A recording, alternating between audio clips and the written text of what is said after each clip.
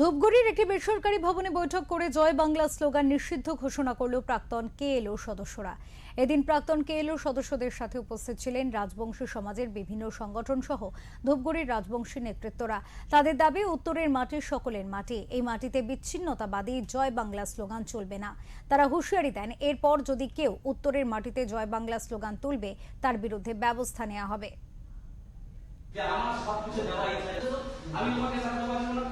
তারপরে সে ফিরে আসলো তুই বাড়ি দাও, আমি তোমাকে পূজার পরে দিয়ে আর আমার ওই পানির মতো ঝুলিয়ে এসেছিলাম ওই ছেলে বাড়ি ঢুকতে দেবো ঢুকিয়ে সোশ্যাল মিডিয়ায় বক্তব্য দিচ্ছে যে আমার সব কিছু দেওয়া ইচ্ছা, আমি তোমাকে জানাতে পারবো না। তারপরে সে ফিরে আসলো তুই বাড়ি দাও, আমি তোমাকে পূজার পরে দিয়ে আর আমার ওই পানির মতো ঝুলিয়ে এসেছিলাম ওই ছেলে বাড়ি ঢুকতে দেবো ঢুকিয়ে সোশ্যাল মিডিয়ায় বক্তব্য দিচ্ছে যে আমার সব কিছু দেওয়া ইচ্ছা, আমি তোমাকে জানাতে পারবো না।